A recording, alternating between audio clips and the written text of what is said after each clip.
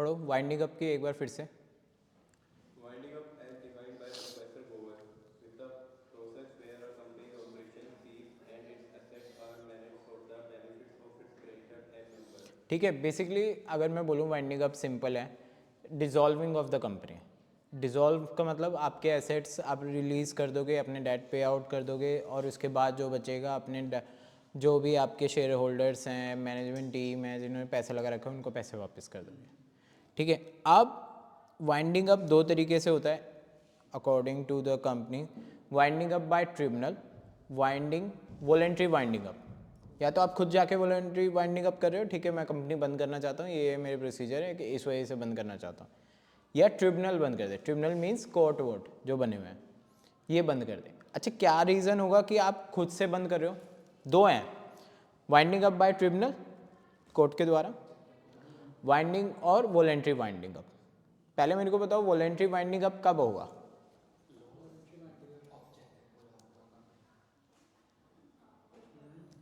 ठीक है, हो सकता है, पर ऑब्जेक्टिव कभी पूरा नहीं होता, नेवर एंडिंग होता है। कंपनी, आपने एक चीज़ पढ़ा होगा, हमने एक चीज़ लिखी है फीचर्स में, perpetual succession, company never die.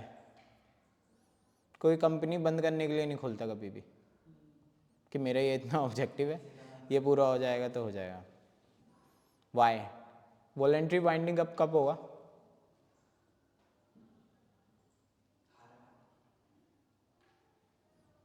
Voluntary winding up कब होगा? खुद से कब करोगे? जब लॉस हो जाए, ठीक है, या फिर एक काम हो सकता है कि अब आप दूसरे काम में शिफ्ट कर रहे हो, लाइन ऑफ बिजनेस चेंज कर रहे हो, तो वो जो बिजनेस है वो तो बंद हो गया ना, वाइंडिंग अप हो गया। मैं सिंपल पूछ रहा था वाइंडिंग अप, तो वो बिजनेस तो बंद हो गया ना इस टाइम पे। दूसरा आपने स्टार्ट कर दिया, dates a different thing, but वो कंप्लीटली वाइंडिंग अप है। फिर ये नहीं है कि कुछ छोटा, मतलब बिजनेस नहीं चलना चाहिए, बस खत्म हो गया वो business. Winding up means winding up, आपने एसेट्स बेच दिए, चीज़ें बेच दी, ठीक है अब मैं नए बिजनेस में जाना चाहता हूँ, काम खत्म, कोई दिक्कत नहीं है, यू कैन क्लोज कर सकते हो। कोई सी भी कंपनी हो, कुछ भी हो, आप दूसरे उसमें ऑपरेशंस में जाना चाहते हो, एक आपने बंद किया, दूसरा शुरू कर दिया, कोई इशू नहीं है। दूसरा, जब लॉसेस, सबसे मेन रीज़न, जब आप लॉसेस इनकर कर रहे हो या आपके डेट बढ़ते जा रहे हो और आप अपनी ऑब्लिगेशन मीट नहीं कर पा रहे हो, तो एक टाइम के बाद आपको अपनी ऑब्लिगेशन कैसे मीट करनी पड़ेगी? By closing your company, closing your operation, by selling of your assets. अपनी कंपनी बेचनी पड़ेगी। आप सामने वाले को बोल सकते हो या तो हमें एक्वायर कर लो, या हमारी ये प्रॉपर्टीज़ जो भी टेक्नोलॉजी है या कोई सेगमेंट बेच दोगे, हो सकता है बहुत बड़ी कंपनी है, आप लॉस में चल रहे हो सकता है वो सेगमेंट आप बेच दो, हो सकता है ना। कई बार होता है कंपनी क्या करती है, एक सेगमेंट लॉस दे रहा है वो उसको बंद कर देती है, उसके एसेट्स जो होते हैं वो बेच देती है, या अपनी दूसरी कंपनीज में यूज़ कर लेती है। लॉस हो रहे चला के क्या फ़ायदा? एक जगह आपका रेवेन्यू यहाँ जा रहा है, दूसरा आपको ड्रैग कर रहा है, तो इससे बढ़िया इसको बेच दो ना, या तो दूसरे को दे दो, जितना मिलेगा ठीक है, नहीं तो पूरे ही ख़त्म करके जो डेट वेट आ रहा है, जो आपको पेमेंट करनी है वो पेमेंट कर लो। और क्या करोगे? उस कंपनी को रन करने का फ़ायदा नहीं होता। तो दो ही चीज़ें होती हैं। अच्छा, बाय ट्रिब्यूनल ये तो हो गया वॉलेंट्री, वॉलेंट्री के यही केस होंगे। उसमें क्या होगा, आपको रजिस्टर करना पड़ेगा कि ठीक है हम वॉलेंट्री वाइंडिंग अप होना चाहते हैं due to bankrupt, due to insolvent, जो भी आपके रीजंस हो वो आप सबमिट करोगे। कंपनी फिर जो रजिस्ट्रार ऑफ द कंपनी या फिर कोर्ट उसका प्रोसीजर चलाएगा, अपनी चीज़ें होंगी, पब्लिक में जाएगी नोटिस कि ऐसे ऐसे ये कंपनी रजिस्टर, आप इसमें इन्वेस्ट मत कीजिए, जो भी पैसा आपको इस टाइम पे मिल जाएगा। ठीक है, अब बाय ट्रिब्यूनल कब होगा वाइंडिंग अप? किसी भी कंपनी को कब बंद करा जाएगा? नाइस, फ्रॉड, नाइस, और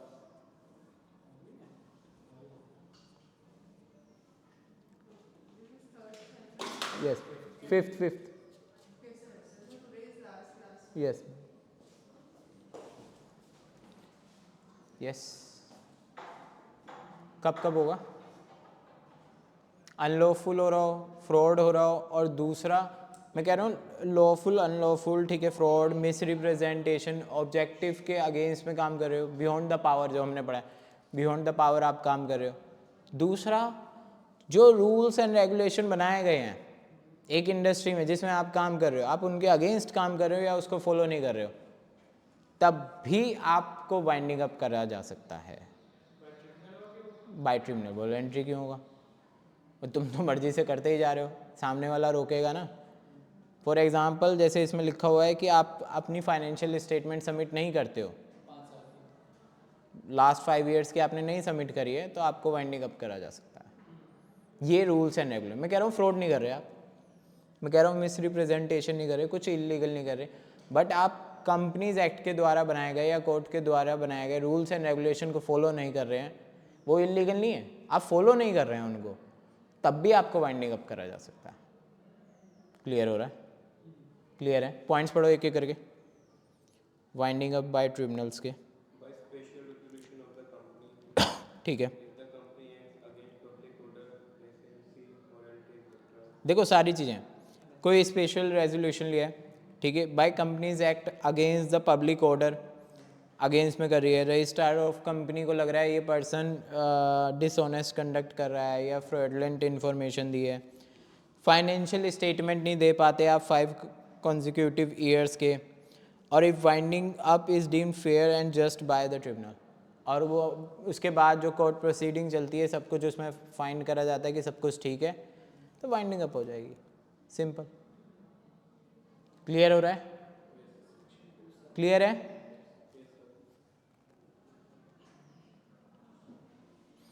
वॉलेंट्री वाइंडिंग अप हमने पढ़ लिया, ग्रेट, ये हो गया। कोई डाउट? कंपनी में कोई डाउट है? कंपनी क्या होती है, कंपनी के फीचर्स क्या होते हैं, कंपनी के फीचर्स, कंपनी के टाइप्स, प्रोमोटर्स क्या होते हैं, प्रोमोटर्स की ड्यूटी क्या होती है, कंपनी डायरेक्टर कौन होते हैं, डायरेक्टर्स की ड्यूटी क्या होती है, मीटिंग क्या होती है, जनरल मीटिंग एजीएम क्या होती है, ठीक है। उसके बाद वाइंडिंग अप कैसे होता है, प्रमोटर्स की ड्यूटीज़ क्या होती है, और मेमोरेंडम ऑफ एसोसिएशन क्या होता है, आर्टिकल ऑफ एसोसिएशन क्या होता है, उसमें क्या क्या कंटेंट आते हैं, इनकॉर्पोरेशन ऑफ डॉक्यूमेंट क्या होता है, कमेंसमेंट ऑफ बिजनेस क्या होता है। क्या हम क्लियर हैं? कोई डाउट? एक मैंने आपके ऊपर छोड़ा है, कैपिटल इशू, कैपिटल क्या होती है, शेयर कैपिटल क्या होती है, आपने पढ़े है, जस्ट रीड आउट मारना है, क्या हो जाएगा। कंपनीज क्लियर है गाइस, क्योंकि मोस्ट इंपॉर्टेंट है, मैं फिर से बार बार बोल के चल रहा हूँ। क्लियर है? आगे बढ़े, चलो। Of course. पेपर कब है?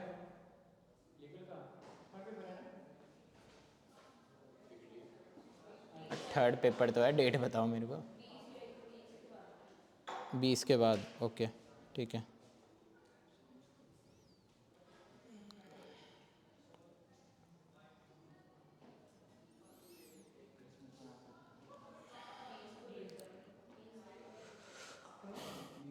First unit, third unit done, consumer protection act उसमें डन हो गया था। Let's go for negotiable instrument act, वो ख़त्म करते हैं।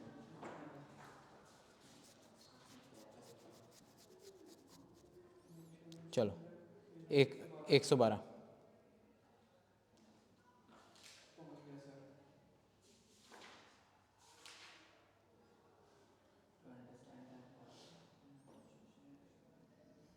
हाँ भाई, कॉमर्स वाला कौन कौन है? सारे कॉमर्स के हैं? किससे हो? आर्ट से हो? कॉमर्स से हो ना बेटा। नेगोशिएबल इंस्ट्रूमेंट समझा दो अब मेरे को क्या होता है। ये तो सब ने पढ़ा है, ये तो तुम मना ही नहीं कर सकते, 11th क्लास में ही आ जाता है नेगोशिएबल इंस्ट्रूमेंट है। डजेंट मैटर, डजेंट मैटर, पढ़ा तो होगा ना। जल्दी बताओ नेगोशिएबल इंस्ट्रूमेंट क्या होता है। तुम 3rd ईयर ग्रेजुएट हो, ठीक है। नेगोशिएबल इंस्ट्रूमेंट का मतलब क्या होता है? अच्छा, एक एक करके करते हैं। हम क्या पढ़ने जा रहे हैं? नेगोशिएबल इंस्ट्रूमेंट एक्ट, ठीक है। कब आया था? 1881 में। पहले मेरे को बताओ नेगोशिएबल का मतलब क्या होता है? Wow wow, that's nice, really nice. Basically अपनी डिमांड और उसकी सप्लाई पे एक पॉइंट पे एग्री हो जाना, जहाँ पे तो कॉन्ट्रैक्ट रन हो जाए, in simple terms that's a negotiation, ठीक है। अब उसके बाद आ जाता है इंस्ट्रूमेंट। इंस्ट्रूमेंट क्या होंगे? जो नेगोशिएबल हो सके, जो इंस्ट्रूमेंट नेगोशिएबल हो सके, वो ही हम इस एक्ट में पढ़ेंगे। अब ऐसे कौन से होते हैं नेगोशिएबल इंस्ट्रूमेंट एक्ट, ओ सॉरी कौन से नेगोशिएबल इंस्ट्रूमेंट होते हैं? प्रॉमिसरी नोट होता है आपका, बिल ऑफ एक्सचेंज और चेक। ये 3 चीज़ें हैं जो हमें पढ़नी है, मोस्ट इंपॉर्टेंट, ठीक है। और भी होते हैं बट ये 3 चीज़ों पे, कॉमर्शियल पेपर हो गए, बाकी चीज़ें हो गए, लेटर ऑफ क्रेडिट, ये सारी चीज़ें हो गई, बट ये चीज़ें पढ़नी है हमें बस 3, cheque, bill of exchange and promissory note. मतलब कोई भी वो इंस्ट्रूमेंट जो कि दो एक पार्टी प्रोवाइडर और सप्लायर जो है दोनों के जहाँ पे वो कॉन्वर्सेशन हो रही है कि इसका प्राइस कितना होना चाहिए, कितना होना चाहिए। जो ही नहीं है, नेगोशिएट कर रहे हो कि आपने बोल दिया ये मैं पैसे ऐसे देना चाहता हूँ, ठीक है, वो उसे पैसे मिल जाएंगे चीज़ें। या फिर मैंने आपको बोल दिया कि शुभ, आपका नाम क्या है? कि शुभ आप इसको पैसे दे देना, मैं एक अलग पार्टी हूँ, आप एक अलग पार्टी हो, ये एक अलग पार्टी है, और इसमें आपने 2-3 वर्ड जरूर पढ़े होंगे पार्टी के। एक होता है ड्रॉअर, एक होता है ड्रॉई, एक होता है पेई। पेई कौन होता है? जो पैसे जिसको मिलते हैं, हाँ। और ड्रॉअर कौन होता है?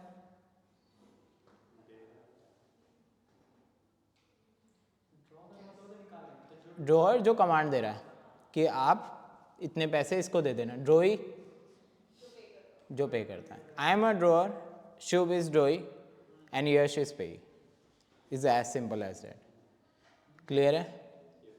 ठीक है। फॉर एग्जाम्पल अगर मैं बोलूँ गवर्नमेंट ने ऑर्डर दिया है कि जितने भी गवर्नमेंट एम्प्लॉयज़ हैं उनकी पेमेंट हो जानी चाहिए, तो गवर्नमेंट ने ऑर्डर दिया बैंक्स को, बैंक्स ने पैसा दिया एम्प्लॉयज़ को, तो आई एम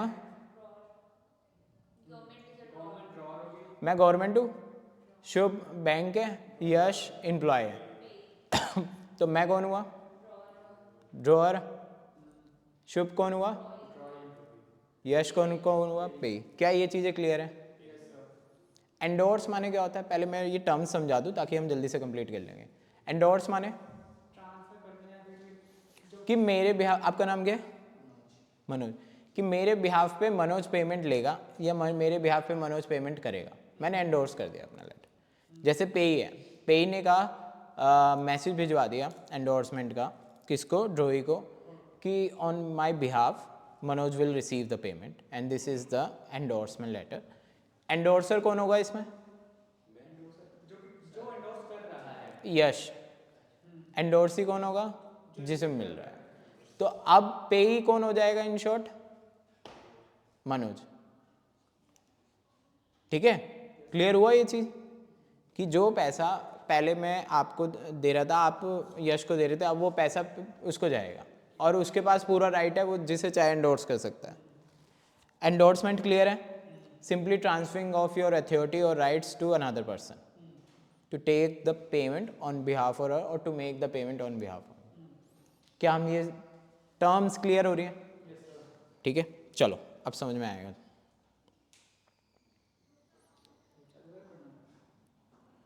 नेगोशिएबल इंस्ट्रूमेंट पढ़ो, पहला पैराग्राफ पढ़ लो, उससे क्लैरिटी हो जाएगी। एक्ट वाला पढ़ोगे definition of credit negotiable instrument. Definition कहाँ है? नीचे 4.2 नहीं, ये डिस्टिंक्ट, ये मत पढ़ो, पहले ऊपर से पढ़ो ये वाला, negotiable instrument act. The Negotiable Instrument Act 1881 (NIA) is a crucial legislation in India governing the use of enforcement of negotiable instruments like promissory notes, bill of exchange and checks. Basically वो क्या कह रहा है, जो negotiable instrument act है वो ये सिर्फ ये बता रहा है कि ये डील करता है कि नेगोशिएबल इंस्ट्रूमेंट जो हैं वो कैसे यूज़ होंगे और कैसे एंडोर्स होंगे, डेट्स इट। उनकी वर्किंग को ये देखता है, मतलब चेक्स कैसे जा रहे हैं, कैंसिल चेक है, क्रॉस चेक है, किसको पे हो रहा है, कहाँ पे हो रहा है, ये इनके लिए गाइडलाइंस है कि cheque should be like this, cross cheque should be like this, promissory note should be like this, name on promissory note mention should be like this, किन किन का नाम आना चाहिए, किन का नाम नहीं आना चाहिए, कौन ड्रॉअर होना चाहिए, कौन ड्रॉई होनी चाहिए, कोई पेई होना चाहिए। तो ये सिंपल एक गाइडलाइन दे रहा है नेगोशिएबल इंस्ट्रूमेंट्स के लिए, हर एक गाइडलाइंस कैसे फॉर्म में होगा, क्या फॉर्मेट होगा, कौन कौन उसमें पार्टीज होंगी, ये सब कुछ कौन डिसाइड करेगा? Negotiable instrument act. क्या हम क्लियर हैं सिंपल टर्म्स में? और इसमें बेसिकली जो हमें पढ़ने हैं वो आपको पढ़ने हैं बेसिकली आपके promissory note, bill of exchange और चेक्स। ये 3 चीज़ें हमें पढ़नी है। बिल ऑफ एक्सचेंज क्या होता है, प्रॉमिसरी नोट क्या होता है और चेक क्या होता है। क्या हम क्लियर है? चलो फीचर्स पे आ जाओ, फिर promissory note, bill of exchange और चेक पढ़ेंगे। टर्म्स क्लियर हुई हैं? चलो Key characteristics of negotiable instrument. Yes, sir. हाँ हाँ The requirement that it should be documented in a written form. The document must be endorsed by the maker, drawer, or issuer. Promise to make payment must exist. ठीक है, एक तो return document में होना चाहिए, endorse होना चाहिए कि मैं आपको पे कर रहा हूँ चीज़ें। दूसरा, मेक पेमेंट होनी ही चाहिए, पेमेंट होनी ही चाहिए। प्रॉमिस कि मैं प्रॉमिस कर रहा हूँ मैं आपको इतना पे कर दूंगा। 10 रुपीज़ का नोट देखना, उसमें लिखा होता है प्रॉमिस टू पे दिस रुपीज़। आरबीआई गवर्नर वो देता है कि आरबीआई गवर्नर कि प्रॉमिस टू पे this amount this. Next, Promise or an order must be absolute and not just subject to any condition. कोई कंडीशन नहीं होनी चाहिए, अनकंडीशनल होना चाहिए कि ये नहीं कि ये काम होगा तभी आपको पैसा मिलेगा, नहीं ये नहीं हो सकता। प्रॉमिसरी नोट में contract is different thing. Promissory note में ये कहीं नहीं लिखा होगा कि ये कंडीशन मेंशन है तभी है, ये चीज़ ध्यान रखना। तुम कॉन्ट्रैक्ट में अलग ये पेमेंट का मैटर चल रहा है सारा, वो अलग है कि वो तो जब तक काम नहीं होगा जब तक आप पेमेंट नहीं करोगे। यहाँ पेमेंट की बात आ गई है नेगोशिएबल इंस्ट्रूमेंट में कि नेगोशिएबल इंस्ट्रूमेंट में चेक के थ्रू तुम्हें पेमेंट कर रहा हूँ। भाई पेमेंट तो जब भी कर रहा हूँ ना जब आपने काम पूरा कर दिया होगा। यहाँ अलग चीज़ है, कॉन्ट्रैक्ट की कहीं बात नहीं है, काम की कहीं बात नहीं हो रही है। क्या हम क्लियर हो रहे हैं? चलो तो सर इस हिसाब से इसका एक क्वेश्चन में क्या सकता है difference between consideration and negotiable instrument? नहीं, consideration is different thing. Consideration simple amount है आपको पे करना है, यह आपका एक पूरा लेटर डॉक्यूमेंटेड फॉर्म में जा रहा है। तो ये बन सकता है contract versus negotiable instrument. Contract act अलग है, नेगोशिएबल इंस्ट्रूमेंट अलग है, बिल्कुल कोई मतलब ही नहीं है। एक्ट ही वो आ गया। चलो the payment should be made exclusively in money. Clear हुआ है? चलो it should be demand payment of a specific most important, negotiable instrument में स्पेसिफिक अमाउंट मेंशन होगा कि इतना अमाउंट हम आपको पे कर रहे हैं। चेक में आप मेंशन करते हो ना, ये थोड़ी करते हो कि अगले दिन मैं 10 रुपये और बढ़ा दिए, पॉसिबल ही नहीं है। जो लिख दिया डेट्स इट। प्रॉमिसरी नोट या चेक्स, बिल ऑफ एक्सचेंज में जो लिख दिया। क्या हम क्लियर है? और ये स्पेसिफिक अमाउंट है और डिमांडेड है। डिमांडेड मीन्स सामने वाले ने डिमांड करी है तभी आप क्रिएट कर रहे हो, ये चीज़ ध्यान रखना। चेक्स हो गए, बिल ऑफ एक्सचेंज हो गए, प्रॉमिसरी नोट हो गए, जब क्रिएट हो रहे हैं जब सामने से डिमांड आ रही है कि आप मुझे चेक दे देना, इससे माना जाता है कि आप डिमांड करी जा रही है, आपने उसे फुलफिल किया है। चलो transfer of the ownership in the instrument can occur in two manners. Number 1 through simple delivery, number 2 through endorsement of a delivery. Clear है? Next, it is also assume that consideration जब आपने check बना दिया, bill of exchange बना दिया, promissory note बना दिया, इसका मतलब ये है कि कंसिडरेशन पास हो गई है, आपने पे आउट कर दिया है। अब वो बैंक में जब पैसे डालेगा जब उसे मिलेंगे, डेट्स अ डिफरेंट थिंग। आपकी तरफ से तो गए ना, साइन होते के साथ ही वो हो गया है कि आपने दे दिए पेमेंट, कंसिडरेशन पास हो गई है। क्या हम क्लियर है? अब आ जाओ प्रॉमिसरी नोट में। क्या होता है, अच्छा बताओ प्रॉमिसरी नोट। एक रिटन डॉक्यूमेंट होता है जिसमें ये एक एग्रीमेंट की तरह होता है कि हम मैंने एग्री कर दिया कि मैं मनोज को 10 रुपये दूंगा, अगर किसी और को दे देता मैं उसको दूंगा। वो एंडोर्स का केस आ जाए, वो तो अलग चीज़ है। प्रॉमिसरी नोट की एक खासियत होती है कि जिसके पास एंड में वो है उसको मिलते हैं पैसे। वो तो अब उसने मेंशन करा होगा कि एंडोर्स किया है। अगर यश को इसने दिया है तो यश के पास वो होना चाहिए कि मेरे पास मनोज से आया है, एंडोर्स किया गया है। ऐसे ही नहीं दे सकते क्योंकि नाम पे तो उसके होगा ना। आपने तो उसके नाम पे बनाया है, चीज़ें बनाई हैं कि I promise to pay 1 lakh rupees to Manoj at this point of time फिर मनोज ने कहा okay don't give me this money, give this money to Yash, I endorse this promissory note to Yash, तो यश को मिल जाएगा। क्लियर है? बट उसमें एंडोर्समेंट का लिखा होना चाहिए, अभी हम पढ़ेंगे एंडोर्समेंट का लिखा आएगा। चलो पढ़ो डेफिनेशन, यश आप पढ़ो। A promissory note as defined by Section 4 of the LIA 1881 is a written instrument containing an unconditionally promise to pay a specified sum of money to a designated person or bearer. It involves two parties, the payer and the payee. दो ही जने होंगे। शुभ ने मनोज को दिया लिखकर कि मैं इतना अमाउंट पे करना चाहता हूँ, इतने इतने दिन प्रॉमिस है, मैं इतना अमाउंट पे कर दूंगा, पेयर और पेई, डेट्स इट। डिलीवरी दो तरीके से होती है, सिंपल दे दो या फिर मनोज यश को भेज दे कि एंडोर्स है, इससे आप पैसे ले लेना जो भी हो। And can be either delivered directly or endorsed and delivered to another party. ठीक है, अब इसके ना पॉइंट्स पढ़ते जाना, केस दे रखे हैं, जैसे मैं पढ़ देता हूँ। अनकंडीशनल अंडरटेकिंग होनी चाहिए, कोई कंडीशन नहीं होनी चाहिए। Specific amount of money mention होगा, ये हर एक चीज़ के लिए, क्योंकि हमने नेगोशिएबल में ही पढ़ लिया है।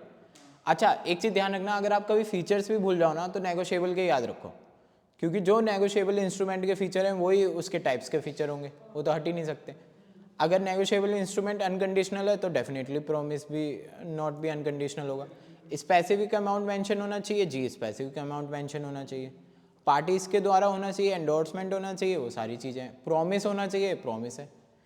तो फीचर्स याद करने की ज़रूरत ही नहीं है किसी के भी, नेगोशिएबल के याद करोगे वो चीज़ें आप उसमें लिख सकते हो, कोई दिक्कत ही नहीं है। बस डिफरेंस पता होना चाहिए कि बिल ऑफ एक्सचेंज क्या है, चेक क्या है और आपका प्रॉमिसरी नोट क्या है। क्या हम क्लियर है? फीचर्स तो याद करने की ज़रूरत नहीं है। ठीक है, payment order to specific person और बियर, आप एक पेमेंट ऑर्डर कर रहे हो, शुभ ने पेमेंट का ऑर्डर दिया है कि इस पर्सन को इतना पैसा मिलना चाहिए, ये हर किसी में होगा, चाहे आप बिल ऑफ एक्सचेंज लो चाहे आप चेक लो। फिर आता है सिग्नेचर ऑफ द मेकर, आपके सिग्नेचर होंगे, चेक पे भी होते हैं कहीं पे भी होते हैं। स्पेसिफिक पर्सन ऑर्डर होगा, ठीक है। आ जाओ बिल ऑफ एक्सचेंज पे आ जाओ, पढ़ो। Section 5 of the NIA 1881 defines the bills of exchange as a written document containing an unconditional order to pay a specified amount of money. Clear हो रहा है? देखो वही जो उसके फीचर्स थे ना ऊपर, वही डेफिनेशन के फॉर्म में लिखा गया है। हाँ अभी आएगा, चेंज आएगा, रिलैक्स, उसके उसमें चेंज हो जाएगा। Exchange is a written order to pay a certain sum of money without any conditions attached. The drawee who is required to make the payment receives this directive from the maker or drawer of the bill. The payment is directed to a specific individual or their designated. कितनी parties हैं इसमें?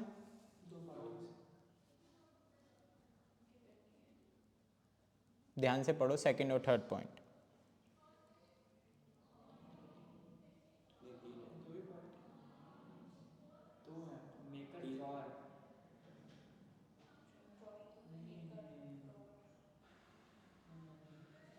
Guys ध्यान से पढ़ो। एक तो maker और एक पे ही हो गया, तीन हो गए ना सर? ऐसे क्या क्या नाम है? ड्रोई सबसे पहले बोल रखा है, who is required to make payment, receive the directive means receive the orders from the maker और ड्रोअर, मेकर बोल दो या ड्रोअर बोल दो, दो पार्टी हो गई, ड्रोई और ड्रोअर। थर्ड पॉइंट पढ़ो, payment is directed to a specific individual और डेजिग्नेटेड पेई। थर्ड पॉइंट लिखा है ना। तीसरा किसको है? पेई को। तो कितनी पार्टीज हो गई? तीन पार्टी, ड्रोअर, ड्रोई, पेई। समझ में आया? बिल ऑफ एक्सचेंज में तीन पार्टीज होती हैं, प्रॉमिसरी नोट में दो पार्टीज होती हैं। बिल ऑफ एक्सचेंज का मैंने आपको पहले भी एग्जांपल दिया, जैसे गवर्नमेंट है, गवर्नमेंट ने बोला बैंक्स को कि इम्प्लॉयज़ को पेमेंट कर दो, I am a drawer, letter official जो बनाया मैंने, आई एम अ ड्रोअर, किसको ऑर्डर दिया गया है? बैंक्स को। बैंक्स इज ड्रोई, एम्प्लॉय इज, क्या हम क्लियर है बिल ऑफ एक्सचेंज क्या होता है?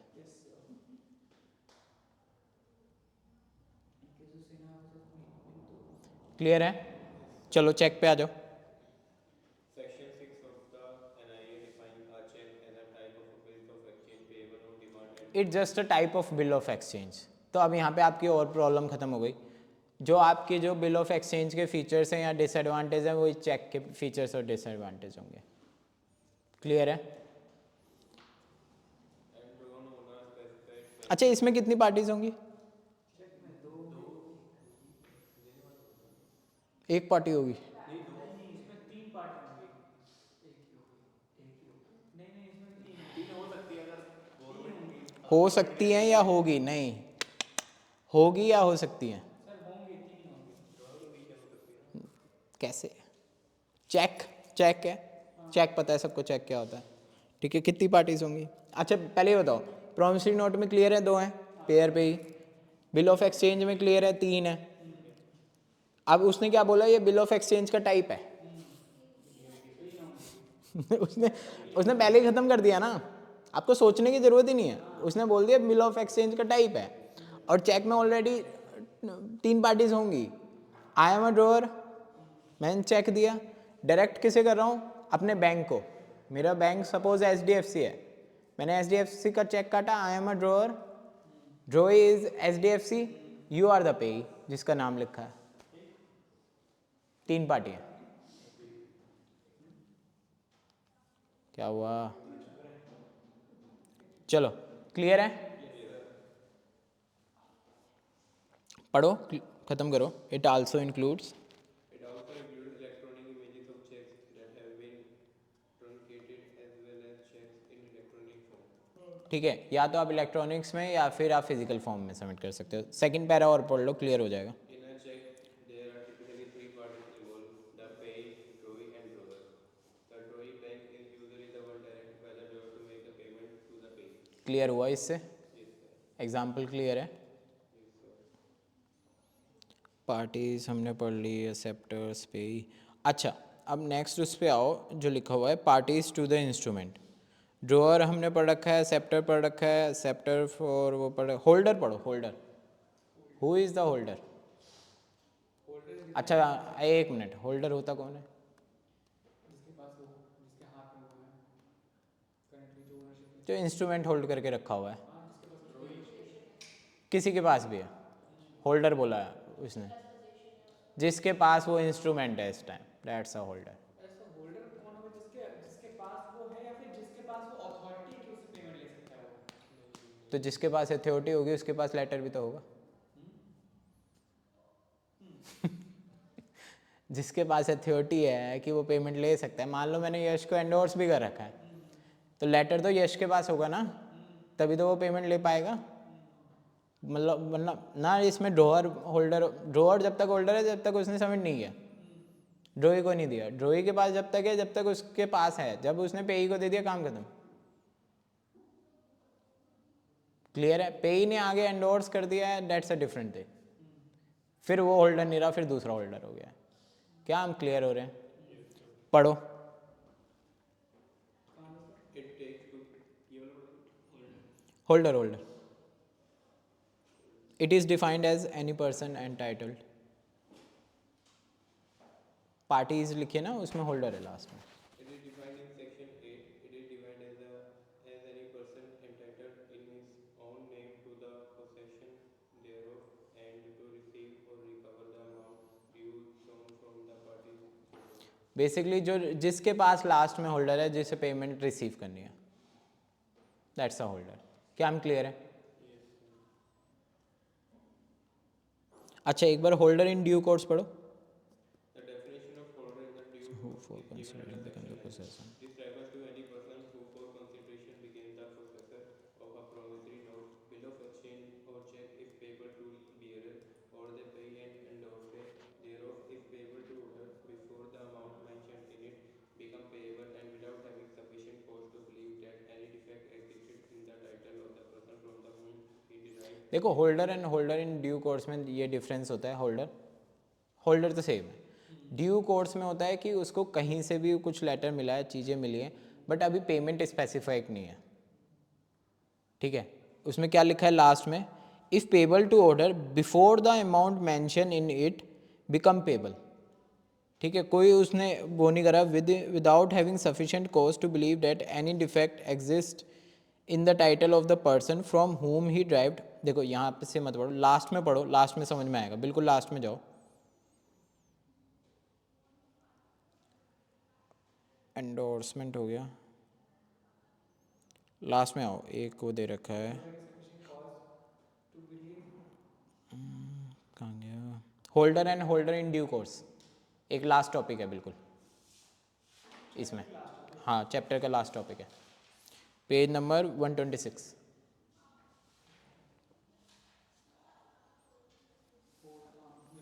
मिल गया, ये पढ़ो, इससे क्लियर होगा। A holder is someone who legally possesses the negotiable instrument, regardless the how they obtain it. Okay. Conversely, the holder is in due course is a person who acquires the negotiable instrument in a good faith or consideration before it's due to for देखो एक holder, जिसे holder कौन होता है, जो legally process कर रहा है, उसे कैसे मिला कुछ नहीं है, और ड्यू कोर्स में मैंने आपको गुड फेथ में, मैंने अगर यश को देना है, जो भी अपना प्रॉमिसरी नोट है, बिल ऑफ एक्सचेंज है, उसको दिया और वो उसके पास पेमेंट से पहले तक रहा, पेमेंट तक रहा, तो वो होल्डर इन ड्यू कोर्स है। पेमेंट होने के बाद वो किसी और के पास चला गया तो वो नहीं है होल्डर।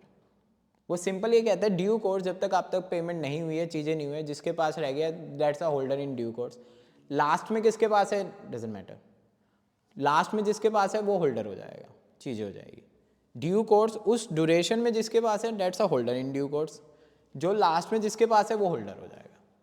ड्यू कोर्स मतलब जब तक आपकी पेमेंट ड्यू है, आपने पेमेंट नहीं मेड करी, जब तक जिसके पास है वो होल्डर इन ड्यू कोर्स है। लास्ट में मान लो आज के डेट है 24, 30 नवंबर को आपका वो जो प्रॉमिसरी नोट है वो मैच्योर होने वाला है, तो 24 से लेकर 29 तक अगर यश के पास है तो वो होल्डर इन ड्यू कोर्स है, ड्यू हुई है पेमेंट, अभी कुछ नहीं है। 30 को मान लो वो मनोज के पास था, वट एवर रीज़न जो भी है, तो वो होल्डर है उस टाइम। क्लियर हो रहा है, वो होल्डर इन ड्यू कोर्स नहीं है, वो होल्डर है। पेमेंट के टाइम में जिसके पास है वो होल्डर है। क्या हम क्लियर है? और जो पेमेंट के बीच में जब तक ड्यू है पेमेंट, जिसके पास है वो होल्डर इन ड्यू कोर्स है। क्या हम क्लियर हैं? क्यों? क्योंकि एक एंडोर्समेंट का केस आ जाता है, इसलिए इन्होंने डिफाइन अलग करना पड़ा इन्हें। हो सकता है ना लास्ट में 29 तारीख की रात को आपने कह दिया यार मैं तो कहीं जाना पड़ा है, मैं नहीं ये चीज़ें हैंडल कर सकता, मैं मनोज को दे जाता हूँ। क्लियर हो रहा है एग्जाम्पल से? तो मनोज होल्डर हो जाएगा उस time, holder in due course नहीं होगा, होल्डर हो जाएगा, क्योंकि 31 को तो पेमेंट होनी थी, 30 को सॉरी, पेमेंट होने से पहले दे दिया, तो वो होल्डर है। ड्यू कोर्स तक कौन था? यश। क्या हम क्लियर हो रहे हैं?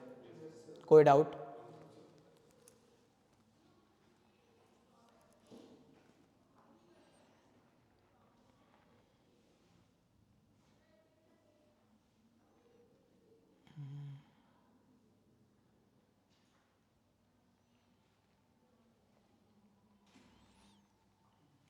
एक मिनट, और क्या चीज़ है इसमें इम्पोर्टेंट जो पढ़ाई जा सकती है? अच्छा एंडोर्समेंट पढ़ो एक बार, पेज नंबर 121। अच्छा ये चेक्स की पढ़ लेना, पेमेंट कैसे कर सकते हैं क्या नहीं कर सकते, जस्ट रीड आउट मानना है। क्या मतलब? हाँ नहीं वो नहीं है, आपको जस्ट पढ़ना है क्या क्या होते हैं। बस एक चीज़ याद रखना, इसमें आपको एक ये पता होना चाहिए नेगोशिएबल इंस्ट्रूमेंट क्या होता है, उसके फीचर्स क्या होते हैं, और तीनों नेगोशिएबल इंस्ट्रूमेंट कौन से होते हैं, holder and holder in due course कौन सा होता है, और जो नेक्स्ट टॉपिक हम करना चाहते हैं एंडोर्समेंट क्या होता है। मोस्ट इंपॉर्टेंट है। चेक्स का बस रीड आउट कर देना, कैंसिल चेक कौन से होते हैं, क्रॉस चेक कौन से होते हैं, ये जस्ट जो हमारे जो कोई ना बीडीसी जो पोस्ट चेक्स होते हैं उनको रिडीम करने के लिए कुछ सर्टेन कंडीशंस होती हैं जिसमें उनको रिडीम कर सकते हैं, तो वो कंडीशन भी हमारे उसमें जस्ट रीड करनी है ये सारी चीज़ें। इन केस आ जाए, आपको पूछ लिया जाए what is the types of cheques, तो आपको पता होना चाहिए, बस जस्ट रीड करनी है। इंपॉर्टेंट में तीनों के तीनों ये नेगोशिएबल इंस्ट्रूमेंट के features, holder and holder in due course के बीच में डिफरेंस, और what do you mean by endorsement, ये इंपॉर्टेंट है। चेक्स का आ सकता है, वो आपको पढ़ा होना चाहिए क्योंकि बेसिक है। कैंसिल चेक कौन से होंगे और डब क्रॉस चेक कैसे होंगे, ये पता होना चाहिए। क्लियर है? चलो एंडोर्समेंट पढ़ते हैं।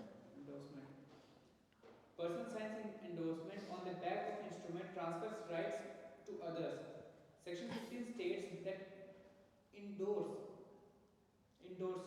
is the maker or holder of the negotiable instrument who signs it for negotiation on the back of the face of instrument or a slip of paper annexed to it, who signs stamps paper intended to complete such instrument. Next पढ़ो para.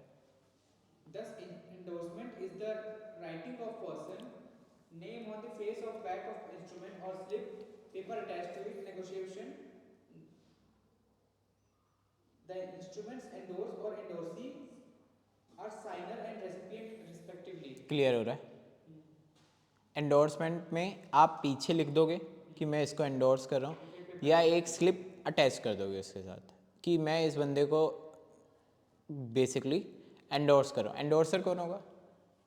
Endorser जो करेगा, जिसके पास पहले था वो दूसरे को दे रहा है, जो साइन करके दे रहा है कि I am the maker and this is I am endorse. Endorsee जो रिसीव करेगा. इसमें तो सर लेकिन जो स्लिप है या फिर जो जहाँ पे लिखा जाएगा उसमें साइन दोनों के लगेंगे, इसमें बोला है कि दोनों. हाँ, तो वो रिसीव शुभ वो रिसीव भी तो करेगा ना. एक्नॉलेज तो करोगे आप कि आपने रिसीव करा है. उसमें पता कैसे लगेगा कि कौन रिसीवर है कौन वो है? जब आपको रिसीव मिलती है, कॉलेज वाले अपनी भी स्टैंप लगाते हैं और आपके भी साइन लेते हैं, यू रिसीव्ड इट. चलो एसेंशियल्स पढ़ो.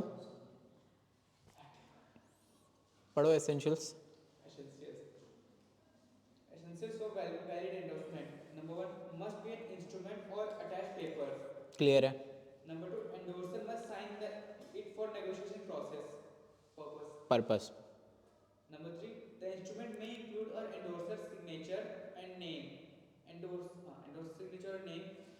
No particular wording is needed for endorsement. Particular कोई वर्ड जरूरी नहीं है, साइन भी हो जाए तो बहुत है. एंडोर्समेंट का तो आप लगा ही रहे हो ना कि I endorse this this this this. The endorsement shall be completed when the instruments get delivered to the endorsee with intention of transfer of property. The endorser or his respective must deliver. Representative must deliver. Simple सी बात कह रहा है कि endorsement जब complete होगा जब instrument deliver कर दिया जाएगा एंडोर्सी को, ठीक है, या उसका रिप्रेजेंटेटिव दे या वो खुद दे जाके. क्या हम क्लियर हैं? कोई डाउट? अच्छा, एंडोर्स कौन कर सकता है? कोई भी जिसके पास होल्डर होगा, बिल होगा. जिसके पास बिल होगा वही endorse करेगा. मैं भी यही कह रहा हूँ. ठीक है, सेक्शन भी यही कह रहा है. क्या हम क्लियर हैं? क्लियर है? देखो इसमें सब कुछ लिखा हुआ है. कोई भी सोल मेकर, ड्रॉअर, पेई, एंडोर्सी, सेरवल जॉइंट मेकर, ड्रॉअर्स, पेई, कोई भी एंडोर्स कर सकता है. कोई भी कर सकता है ना. ये ड्रोई को मैंने दिया, ड्रोई कह सकता है आगे जाके एचडीएफसी बैंक बेसिकली जो कह रहा है वो कहेगा, एंडोर्स कर सकता है आईसीआईसीआई बैंक को कि ठीक है आप पे कर दो. आप पेई हो, यश पेई है, तो यश कह सकता है कि मेरी जगह उसको दे दो, माधवी को दे दो. ठीक है, मैं कह सकता हूँ, गवर्नमेंट कह सकती है, गवर्नमेंट की जगह स्टेट गवर्नमेंट को कह रही है कि आप कर दो. मैं क्या, कोई भी किसी को भी एंडोर्स कर सकता है बेसिकली, मर्जी है. काम नहीं करना चाहते तो एंडोर्स कर दो. सिंपल सी बात है. पेमेंट में नहीं होगा, लोग पेमेंट ले लेते हैं. अच्छा, पेई के केस में एंडोर्स जब होगा, मेरे को लगता है बेसिकली आपको उसको पे करनी थी, माधवी को आपको पेमेंट करनी है कुछ 2 लाख की, तो आपने कहा जो पैसा यहाँ से आ रहा है वो आप ले लो डायरेक्ट, बात ही खत्म. आपके पास आएगा, फिर आप उनको दोगे, तो इससे बढ़िया जो पैसा आ रहा है ये लो जी, आप क्या हो गए, खत्म. आपने पर आपको मेंशन करना पड़ेगा I endorse this bill to them, to her. क्या हम क्लियर हैं चीज़ों को लेकर? कोई डाउट? चलो. Change bye endorsee, great, dishonour. अच्छा, अगर मैं बोलूँ आपका जो नेगोशिएबल इंस्ट्रूमेंट है वो डिसऑनर कब होगा?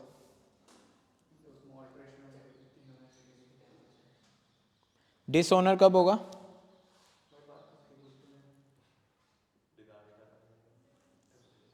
हैं? मार दो सबको तुम लोग पहले। और सिंपल सी बात है, अगर सामने वाला रिफ्यूज़ कर दे एक्सेप्ट करने के लिए, या आप पेमेंट ही नहीं मेड कर पाओ, डिसऑनर हो गया। बेसिक मत सोचना, मार दो, डेथ हो गई, ठीक है, जो भी है डेथ हो गई, या फिर सिंपल बेसिक क्या है, वो एक्सेप्ट ही नहीं कर रहा ड्यू टू सम सर्कमस्टांसिस। और नेक्स्ट, या फिर आप पेमेंट ही नहीं कर पा रहे हो, अब आपकी तरफ से गलती है, पैसे ही नहीं है, आप पेमेंट ही नहीं कर पा रहे हो, प्रॉमिस तो मेड कर दिया बट पैसे ही नहीं है, डिसऑनर हो जाएगा वो आपका जो भी है। क्लियर है? डन? समझ में आया? Negotiable instrument. चलो सेल्स ऑफ गुड एक्ट करते हैं। सर किसी में मटेरियल ऑल्ट्रेशन का पार्ट है वो पेनल लिखा है। रीड हाँ रीड आउट कर दो कि कैसे ऑल्टर होंगी चीज़ें, क्या क्या ऑल्टर हो सकती हैं।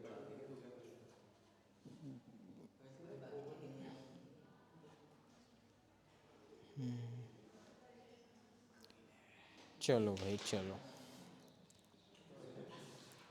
आ जाओ, एक मिनट।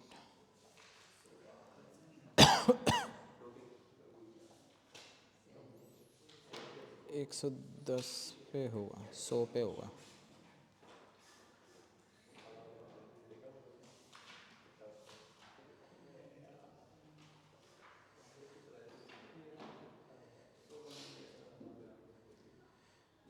Page number 90। 90 पे तो है, पर मेरे उसमें PDF शो नहीं हो रही है।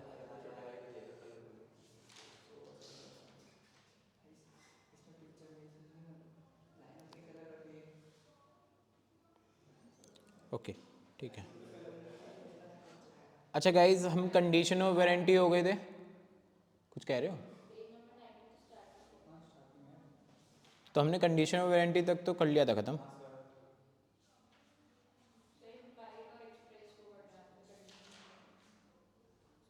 ये इतनी इम्पोर्टेंट नहीं है, या इसमें नहीं फंस सकते अभी हम।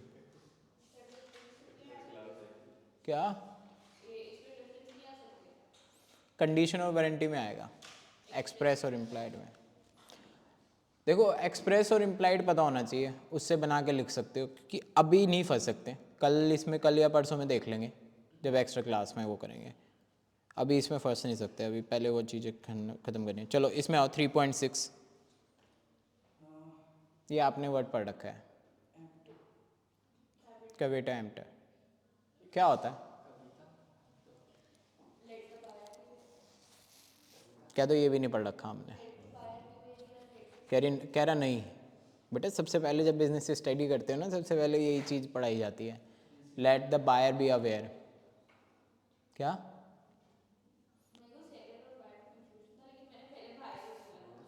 Late the buyer be aware. Caveat emptor क्या कहता है, पढ़ो, आप पढ़ो पीछे। According to the doctrine of caveat emptor, the buyer assumes the responsibility for being cautious and discerning while purchasing goods. देखो वो ये कहता है, जब बायर्स गुड्स परचेज करना चाह रहा है, ये बायर की रिस्पॉन्सिबिलिटी है वो गुड्स को अच्छी तरीके से देखे। सीधा उन्होंने बोला है कि आपकी रिस्पॉन्सिबिलिटी है, आप कॉशियस रहें, चीज़ें अच्छे से देखें, ध्यान से देखें। नेक्स्ट क्या कह रहा है? The seller is not obligated to disclose every potential defect, and it is the buyer's duty to thoroughly examine the goods to ensure they meet the intended purpose. उसने कह दिया कि भैया मैं कुछ नहीं बताऊंगा ये जो चीज़ आप देख लो, अगर टूटा फूटा है तो अभी बता दो, चेंज हो जाएगा, अगर नहीं लग रहा आपको तो ले गए, तो अब आपकी रिस्पॉन्सिबिलिटी है।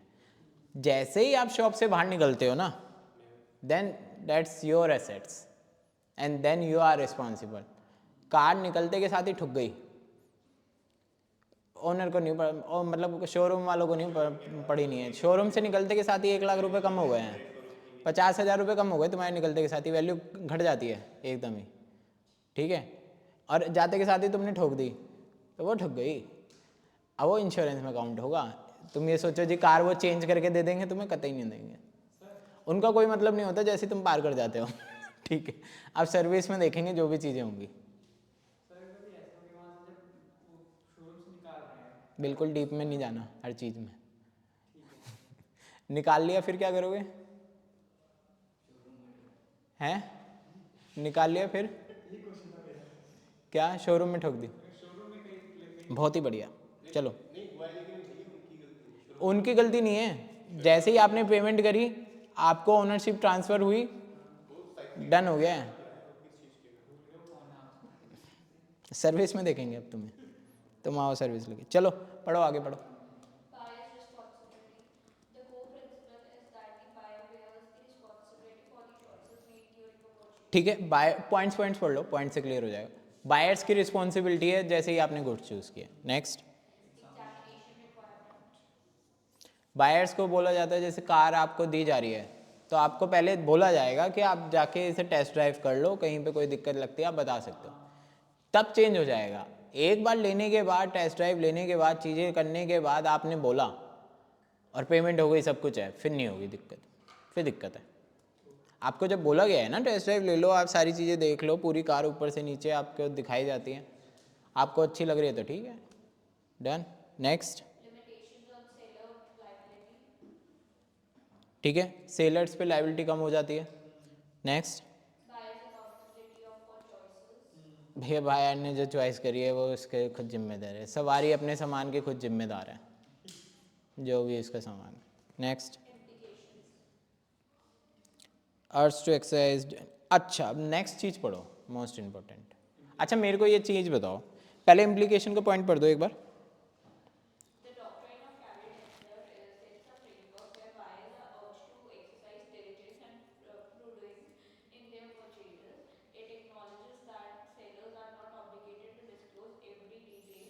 ये इम्प्लीकेशन में फ्रेमवर्क दिया गया है कि सेलर की ये रिस्पॉन्सिबिलिटी नहीं है वो एवरी डिटेल दे, ऑल्दो ये होता है कि उसे सारी डिटेल देनी पड़ती है, बट बायर्स की भी रिस्पॉन्सिबिलिटी है कि जब प्रोडक्ट दिया जा रहा है तो उसे अच्छे से चेक करें। अब मेरे को इसमें देखो मत, अभी एक्सेप्शंस बताओ कि किस केस में, अभी तो सेलर कहीं पे भी लाइबल नहीं हुआ है, ये ध्यान से पढ़ लिया, हर चीज़ में बायर रिस्पॉन्सिबिलिटी। कौन से केस में सेलर रिस्पॉन्सिबल हो सकता है, सेलर्स की लाइबिलिटी आ सकती है जो बेच रहा है? अगर डिफेक्ट छुपा के गुड्स बेच रहा हूँ, डिफेक्ट कवर अप करके गुड्स बेच रहा हूँ, मतलब तो कई बार होता है कि मिस रिप्रेजेंटेशन, मिसरिप्रेजेंटेशन। ठीक है।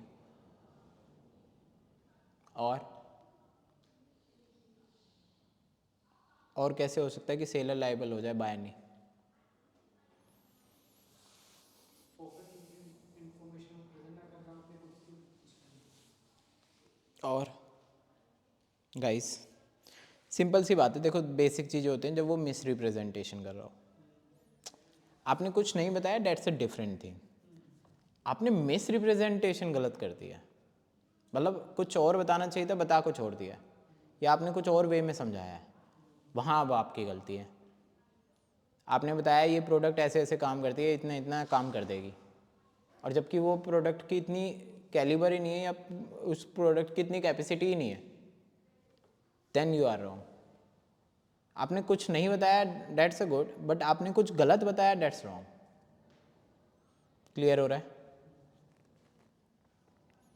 नेक्स्ट क्या आता है? Fraud, false representation. अगर आप अब फॉल्स रिप्रेजेंटेशन अमाउंटिंग, बेसिकली अब आप फॉल्स चीज़ें कर रहे हो, फॉल्स चीज़ें मीन्स मिस रिप्रेजेंटेशन हो गया, तो अब आप अमाउंट उसकी इतनी वर्थ नहीं है और उससे ज़्यादा आप बता रहे हो, MRP से तो ऊपर सब दुनिया बेच रही है, ठीक है, बट फिर भी आप फ्रॉड करने की कोशिश कर रहे हो, प्रोडक्ट में कुछ चीज़ें हैं जो गलत हैं, सब कुछ है, आपको पता है इलीगल है, सारी चीज़ें हैं, बट आप वो चीज़ें कर रहे हो और बेच रहे हो, वहाँ गलत हो, वहाँ बायर्स आप पे सू कर सकता है। अगर कुछ कंटेंट है जो फूड एंड सिक्योरिटी ने मना कर रखा है, कुछ भी है, या कुछ और डॉक्यूमेंट है या कुछ और चीज़ है उसमें नहीं होनी चाहिए थी, इलीगल, और वो है यहाँ पर, तो बायर्स का पूरा राइट है कि वो आपको सू कर सकता है।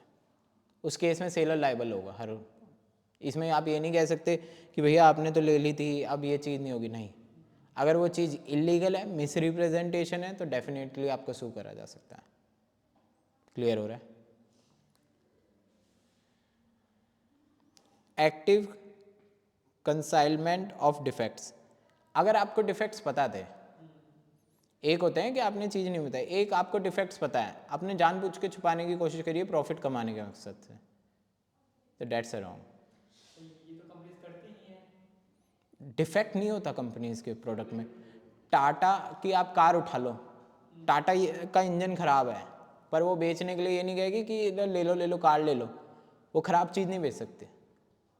क्या लिखा है इसमें? कंसीलमेंट, एक्टिव कंसीलमेंट, छुपा नहीं सकते, यू कांट। अगर ख़राब है तो आप तभी के तभी चेंज कर दो, कुछ और चीज़ दे दो। आपने ये बताया कि हाँ जी सर इसकी इतनी पावर है, थोड़ा सा वो रहता है, थोड़ा सा खराब, डेट्स अ डिफरेंट थिंग।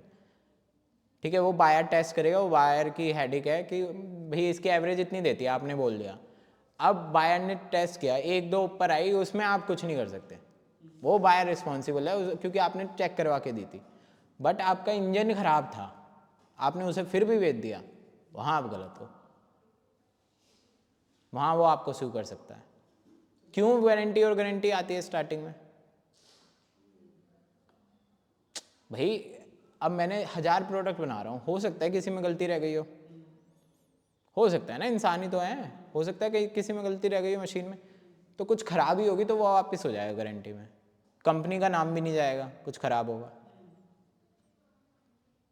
हो यही होता है, चाइनीज़ का माल क्यों बोलते हैं गारंटी वारंटी नहीं होती? क्योंकि उन्हें पता है दुकान से निकलते ही ख़राब हो सकता है, कभी नहीं मिलेगी। रीज़न है ये, क्योंकि अपना कंपनी नाम गुडविल ख़राब नहीं करना चाहती। उसको पहला ये डर होता है बाई चांस कुछ गलती निकल गई इंजन में, टायर्स में, तो तभी के तभी वो वापस आ जाएगा प्रोडक्ट, कोई दिक्कत नहीं है। कई बार आपने देखा होगा कि कंपनियां क्या करती हैं, कॉल अप कर लेती हैं, गाड़ियों को वापस बुला लेती हैं, हाँ इसमें कमी निकल रही है, तो सारी गाड़ियों को वापस बुला लिया जाता है, उनका टेस्ट होता है और दोबारा से फिर दी जाती हैं कारें। बहुत बार देखना कंपनी बुला लेती हैं कारें कि 1 लाख कार वापस ली गई हैं। सॉफ्टवेयर कंपनीज होती हैं जो कि सॉफ्टवेयर सर्विस प्रोवाइड करती हैं, अगर उनको हम क्या पढ़ रहे हैं, हम क्या पढ़ रहे हैं? सेल्स ऑफ गुड एक्ट है, फिजिकल चीज़ है, सर्विस की यहाँ बात ही नहीं हो रही है, क्लियर है? चलो, गुड्स, अच्छा, goods bought by the sample, seller skills judgement, goods unfit for consumption, consumption के लिए अनफिट है, ठीक है, सेलर की स्किल्स एंड जजमेंट है, या goods bought bye sample, sample के द्वारा आपने लिया गया, तो उस केस में भी आप जाके उसे सू कर सकते हो। सैंपल ही तो लिया है भाई, डेमो ही ख़राब निकला तुम्हारा तो आप जाके उसे कंप्लेंट कर सकते हो, या तो इसे चेंज कर दो, नहीं तो मैं ऐसे केस कर सकता हूँ। नेक्स्ट, गुड्स यूनिट, अगर सैंपल खराब निकला तो सैंपल वो पहले कर सकते हैं।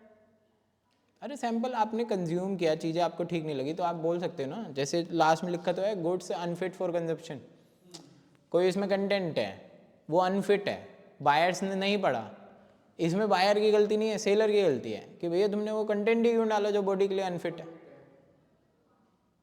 ठीक है, ये चीज़ है। अब जैसे आप कहोगे कि सर फिर तो स्मोक क्यों है, अब स्मोक के केस में बायर की गलती है, रीज़न बिग डैट, क्योंकि सेलर ने लिखा हुआ है स्मोकिंग किल्स, स्मोकिंग किल्स। अब यहाँ बायर की गलती है, यहाँ सेलर की गलती नहीं है, समझ रहे हो डिफरेंस? उसमें सेलर ने बताना चाहिए था कि भैया इससे दिक्कत हो सकती है, या फिर आपके ब्रेन पे या कहीं पे, आप सोच समझ के लो, फिर अगर बायर फिर भी लेता है तो बायर की रिस्पॉन्सिबिलिटी है, अगर सेलर नहीं बताता है तो वहाँ पे सेलर की गलती है। ये चीज़ ध्यान रखना कंजम्पशन वाली चीज़ों में। अगर उसने बोल दिया ये साइड, जैसे आप देखोगे मेडिसिन में लिखा होता है ये साइड इफ़ेक्ट्स हैं, अब मेडिसिन वालों ने आप पे छोड़ दिया, लेनी है ले लो, बट साइड इफ़ेक्ट्स होंगे इसके, उस केस में आप स्यू नहीं कर सकते। हर मेडिसिन में लिखा होता है साइड इफ़ेक्ट्स क्या हैं इसके, यूजेस कितनी करनी है, साइड इफ़ेक्ट्स कितने हैं, इसमें आप सू नहीं कर सकते कि मेडिसिन वाला गलत है, भाई मेडिसिन की कंपनी गलत है, वो गलत नहीं है, आप गलत हो, क्योंकि आपने उसके साइड इफेक्ट, आप कहने लगो सर इससे तो हमारे और हेडेक बढ़ा है, उसमें लिखा था भाई हेडेक बढ़ेगा कुछ दिनों तक, आपने लिया, आप गलत हो। क्लियर है?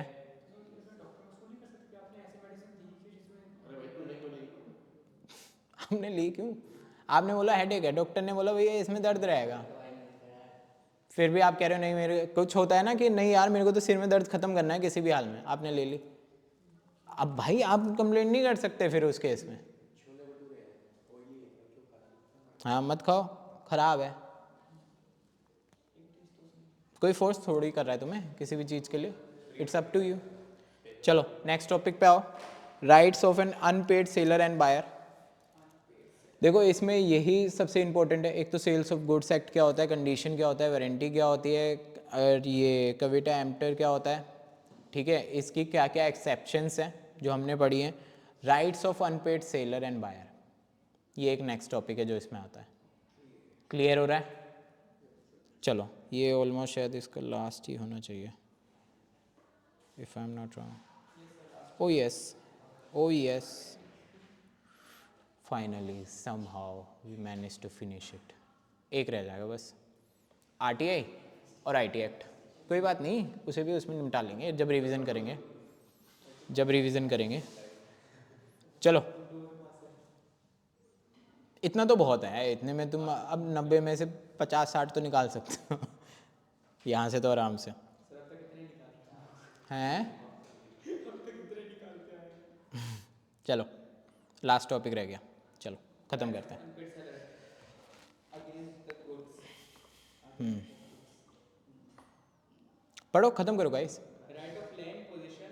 अनपेड सेलर कौन है? मतलब क्या हुआ अनपेड सेलर का? जिसको पेमेंट नहीं मिली। Unpaid seller against the goods, भैया सेलर को ही तो पेमेंट मिलती है जो बेचता है और किसे मिलेगी? उसे ही तो मिलेगी। तो उसके पास, अच्छा खुद बताओ, आपने मुझे कार बेची है, ठीक है, मैंने आपको पैसे नहीं दिए हैं, आपके पास क्या क्या राइट्स हैं?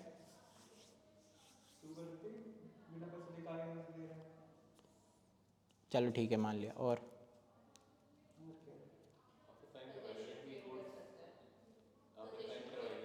रिटेन कर सकते हैं गुड्स को, ठीक है, सू कर सकते हैं, ठीक है, और डैमेज क्लेम कर सकते हैं इन केस, या सॉरी एक्सपेंस क्लेम कर सकते हैं जो आप वेयर हाउस में उस प्रोडक्ट को रख रहे हो, उसके जो चार्जेस लग रहे हैं रखने के लिए, चाहे आप सिक्योरिटी रख रहे हो, कोई भी प्रोडक्ट कोई भी हो सकता है, ठीक है, उसके लिए स्पेस जा रहा है, एनर्जी जा रही है, इलेक्ट्रिसिटी जा रही है, रेंट पे आउट कर रहे हो आप उसका, तो वो क्लेम कर सकते हो डेफिनेटली। और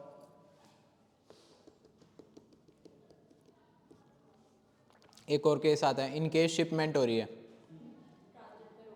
ट्रांजिट में रोक सकते हो बीच में, वहीं रुक जाए या वापस आ जाए प्रोडक्ट वट एवर रीजन, ठीक है। जैसे राइट ऑफ लीन हो गया, right of stoppage of goods हो गया, ठीक है, राइट्स ऑफ रीसेल, ये भी एक राइट है, आपके पास पूरा राइट है कि उसे रीसेल कर दो। ये अभी हम अगेंस्ट द गुड्स पढ़ रहे हैं, बस अपने पास रख लिया, स्टॉपेज में रुकवा लिया ट्रांसिट में, या फिर उसे बेच दिया दूसरा। भाई तुम मुझे दे ही नहीं रहे हो मेरे पास, अगर अच्छा कंडीशन है यहाँ पे, अगर वो प्रोडक्ट आपके पास है अभी भी, आपकी रेंज में है, रेंज इन सेंस आपके अथॉरिटी में है गुड्स, तो बेच दो। सामने वाला कह रहा था मैं हाफ पेमेंट दे दूंगा, दी नहीं, तो हम भी गुड्स क्यों दें, हम दूसरे को गुड्स बेच देंगे, दिक्कत क्या है? मैं कह रहा हूँ आई नहीं बेटा, आपने गुड तैयार कर दिया, आप 1 महीने से लटका हुआ है, और वो ऐसा गुड्स है जो ख़राब हो जाएगा। आप ये थोड़ी वेट करोगे कि आएगा जी मेरा ख़राब भी हो जाए और पेमेंट भी आएगी नहीं, और वो भी हाफ आ रही है, तो आप क्या बेच दो, दूसरे को बेच दो, काम खत्म। चलो, rights of unpaid seller against the buyer, buyer के अगेंस्ट क्या क्या हो सकती है? सबसे पहला तो सूट, सू कर दोगे आप, डैमेज क्लेम कर सकते हो, सामने वाले ने एक्सेप्ट ही नहीं करा, तो आप कहोगे भैया ये जो मैंने बनाया है इसकी कॉस्ट पे आउट करो, ट्रांसपोर्ट की कॉस्ट पे आउट करो, कुछ भी, जैसे आपने ऑर्डर किया कुछ ऑनलाइन, घर पे आके आपने एक्सेप्टेंस नहीं करी, अब वो पैसे गए, डिलीवरी के चार्जेस गए, कॉस्ट गई, उसका आप कुछ नहीं कर सकते। केस को ख़त्म कर सकते हो, सॉरी कॉन्ट्रैक्ट को, कोई कॉन्ट्रैक्ट हो रहा है, चीज़ें हो रही हैं, आपका आ नहीं रहा, बायर के अगेंस्ट आगे की जो डीलें हैं वो आप ख़त्म कर दो कि यार आप इसी की पेमेंट नहीं कर पा रहे हो, तो आगे तो होगा ही नहीं पॉसिबल। तभी आप देखोगे कंपनी क्या करती है, स्टार्टिंग में कुछ प्रोडक्ट बना के देती है सैंपल के तौर पे, चीज़ें दी, और एक वो हमेशा सारा पैसा नहीं लगाएगी, पहले एक डिलीवरी करेगी जी, पेमेंट आनी शुरू हो रही है then we go for it, कोई दिक्कत नहीं है, ये चीज़ ध्यान रखना। सूट फॉर इंटरेस्ट, अगर कुछ इंटरेस्ट का है जिस पे इंटरेस्ट वो वाला इंटरेस्ट नहीं, दूसरा कि आप इंटरेस्ट बियर कर रहे हो उस पर, ठीक है, आपको पैसा चुकाना पड़ रहा है, तो आप वो सामने बायर से ले सकते हो पैसा। आप इंटरेस्ट बियर कर रहे हो उसका, आपको पे करना पड़ रहा था इंटरेस्ट उसका जो भी है, EMI सोचो कार है, EMI आपको बियर करनी पड़ रही है, तो वो EMI आप उससे ले सकते हो बायर से। डैमेज फॉर नॉन डिलीवरी, जो अभी हमने पढ़ा कि डिलीवरी के लिए पैसे ले लो, कॉस्ट के लिए पैसे ले लो, हर चीज़ के लिए पैसे। Suit for specific performance, specific performance मैंने पढ़ाया था, बताओ क्या होता है, जल्दी बताओ। Remedies for a breach of contract में पढ़ा था, स्पेसिफिक परफॉर्मेंस, जल्दी बताओ जल्दी। कोर्ट जब ऑर्डर देता है कि आपको ये काम ऐसे करना ही करना है, इस वे में, ठीक है, सूट फॉर इंटरेस्ट, ठीक है, ख़त्म। गाइस वी आर डन, बहुत हो गया है आज के लिए, थोड़ा ज़्यादा हो गया है, सर को बुला के लाओगे, बंद कर दो।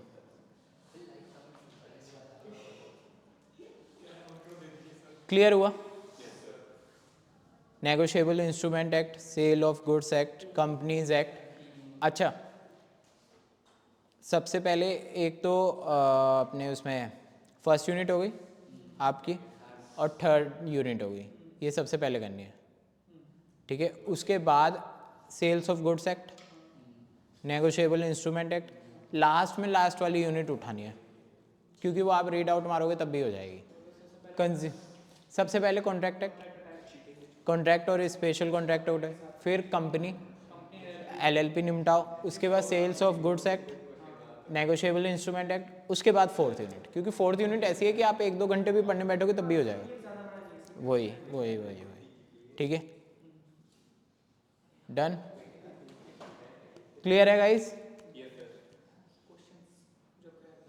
ऑनलाइन कल डिस्कस कर लेंगे सारे, रिवीजन में भी तो कुछ करना है रिवीजन में क्या करेंगे, पहले मैं आपको क्वेश्चन बता दूंगा सारे कौन से करने हैं, और साथ साथ उन्हें डिस्कस करते जाएंगे, एक एक यूनिट करके ख़त्म कर देंगे।